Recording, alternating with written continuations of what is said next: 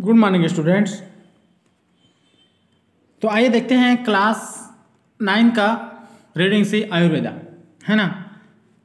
तो आयुर्वेदा में क्या है, जो लड़की है ना, वो दादी माँ उस लड़की को आयुर्वेद के बारे में बता रही थी। तो आज स्टूडेंट्स देखते हैं आगे क्या बताती है। How old is this science Suman looked into दादी रिंकल्ड फेस। हाँ, तो यहाँ पर जो सुमन है ना, वो पूछ रही है कि जो विज्ञान है ना, तो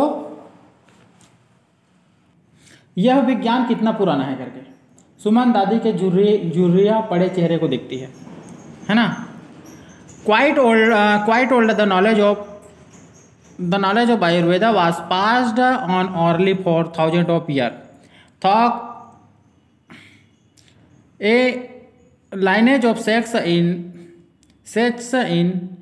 into until it was collected into a text, said Dadi smiling. Thought a lineage of sex in India until it was collected into a text, said Dadi smiling. है ना। तो आगे क्या बोल रहे, दादी माँ बता रही है कि बहुत पुराना भारत में संतों के द्वारा लगातार हजारों वर्षों से मौखिक रूप में आयुर्वेद का, है ना, ज्ञान दिया जा रहा था, जब तक कि यह किताबी रूप में विस्तारित नहीं हुआ था। तो दादी जी बता रही है कि आयुर्वेद का ज्ञान संतों द्वारा दिया जा रहा था जब तक ये किताब में नहीं लिखा गया। सही बात है, पहले जो इलाज वगैरह करते थे उसको किताबों में लिख कर नहीं पढ़ा जाता था, है ना। आगे देखते हैं। The oldest known text on Ayurveda are the Charaka Samhita, है ना, शास्त्र Samhita, and the Ashtanga Hridaya. This test details the effect that the 5 elements found in the cosmic system, earth, water, air, fire, space, have in our individual system, and expound on the importance of keeping these elements balanced for the healthy and happy. तो आगे क्या बता, जो दादी माँ है वो बोलती है कि जो है ना, दादी माँ हंसते हुए कहती हैं कि आयुर्वेद पर सबसे पुरानी ज्ञात किताबें हैं चरक संहिता, सुश्रुत संहिता और अष्टांग हृदय। ये किताबें प्रभावों को विस्तार पूर्वक बताती है कि ब्राह्मण में 5 तत्व पाए जाते हैं।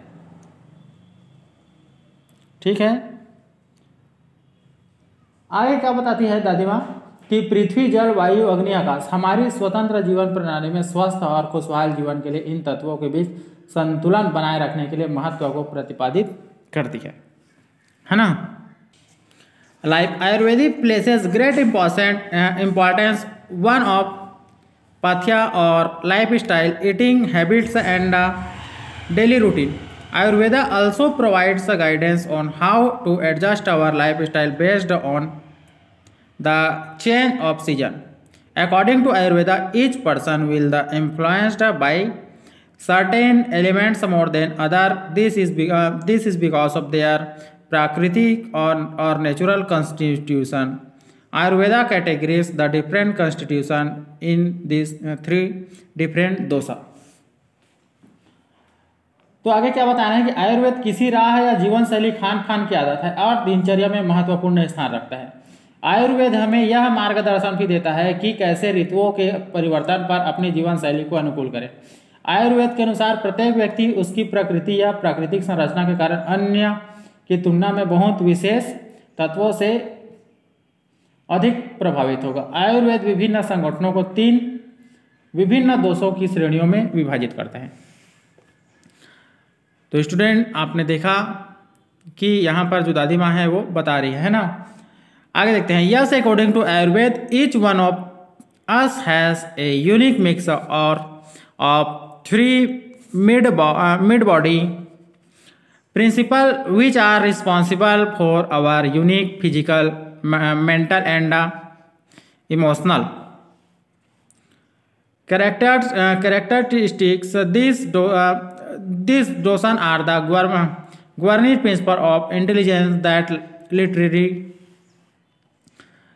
govern everything in the universe and therefore each one of us including you। तो यहाँ पर आगे क्या बताते हैं कि हाँ, आयुर्वेद के अनुसार इनमें से प्रत्येक 3 मन भाव अथवा शरीर के सिद्धांत का अनोखा मिश्रण है, जो कि हमारे अद्वितीय शारीरिक, मानसिक और भावात्मक लक्षणों के लिए जिम्मेदार है। ये 3 दोष बुद्धिमत्ता के परिचालन के सिद्धांत है, जो साक्षर रूप में ब्रह्मांड की सभी चीज़ों को चलाते हैं, और हम में से प्रत्येक को तुम भी शामिल हो। तो स्टूडेंट, आपने देखा कि दादी माँ बहुत ही अच्छे ढंग से आयुर्वेद के बारे में बता रहे हैं। तो आगे का जो भाग है वो मैं नेक्स्ट वीडियो में बताऊंगा। Thank you very much.